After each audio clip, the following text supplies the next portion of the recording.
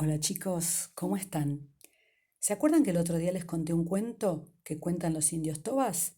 Bueno, hoy vamos a aprender un poquito quiénes son los indios tobas y cómo es su cultura.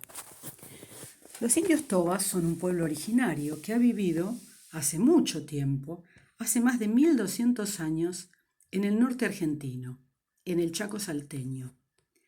Como ellos viven y han vivido en la selva, en los bosques, en los ríos, en sus cuentos y en su cultura, aparece siempre su visión de la naturaleza, cómo se llevaban ellos con el sol, con el agua, con los pájaros, con los peces, con otros animales como el jaguar, animales de la selva, con los pumas.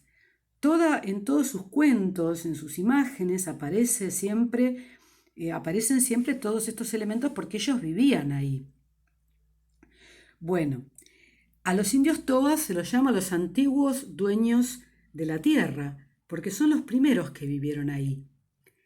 Se les llama también indios Cuom.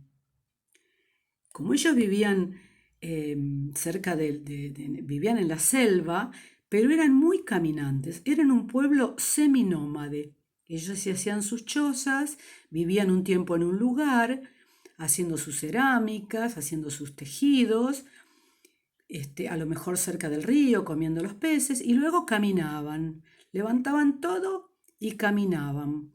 Entonces obtenían sus alimentos de donde iban pasando.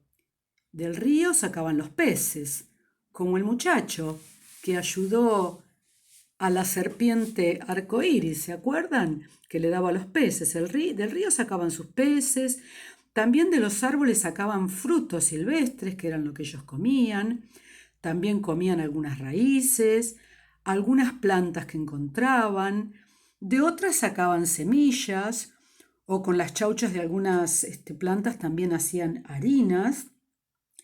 También en su caminar cazaban algunos animales que iban encontrando y de esa manera ellos vivían como un pueblo seminómade. Les gustaba mucho usar ponchos y esos ponchos no eran lisos, les hacían diseños, les hacían dibujos, buscaban colores, no había un lugar para ir a comprar tintas, anilinas, entonces fabricaban. ¿Qué hacían? Buscaban en los yuyos, en las plantitas que encontraban, buscaban distintos elementos para ir sacando sus colores. Les gustaba mucho usar vinchas con plumas que obtenían de los animales, o collares y pulseras, donde también ponían uñas o dientes de los animales que cazaban. A ellos se los llama los antiguos dueños de las flechas. Hay una canción muy linda que dice así: los antiguos dueños de las flechas, porque usaban sus flechas para cazar. Además de ponchos, también ellos tejían fajas, tejían cintos, y a estos todos los iban tiñendo. También se hacían trajes para cuando hacían sus rituales, sus danzas, sus ceremonias religiosas. ¿Y qué hacían? Esos pigmentos que sacaban de las ramas, de las raíces, de los frutos, de algunas flores, los molían o los quemaban, y con esos polvos, uniéndole algunas resinas que sacaban de los árboles, fabricaban sus pinturas, que también las utilizaban para hacer sus cestos. Los cestos también los hacían con fibras que sacaban de las plantas. En esas fibras las iban tejiendo, como esta señora está tejiendo acá, con distintos diseños, haciendo cestos muy pero muy hermosos. También bolsitos, usando fibras de distintos colores, también obtenían esos tonos para dar los diseños a sus tejidos. También les gustaba mucho la cerámica, como en el taller, usaban la arcilla que sacaban del costado de los ríos, o también tallaban las maderas, como esta máscara, la cual después también pintaban, con los mismos pigmentos como les expliqué antes. También a ellos les gustaba mucho pintarse el rostro. Se hacían distintas líneas que significaban diferentes cosas. Si les gustaba una persona, para atraerla, se pintaban el rostro.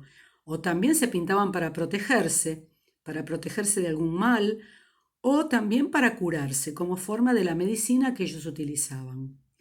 Bueno, con el tiempo, ahora en la actualidad los Tobas han perdido su tierra donde ellos vivían, las zonas de las selvas han sido destruidas, quemadas y han quedado confinados a vivir en tierras muy pobres. Entonces a ellos les cuesta mucho ahora conseguir el alimento para sus hijos y viven trabajando en zonas rurales o en las ciudades, haciendo artesanías para poder vender y de esa forma sobrevivir.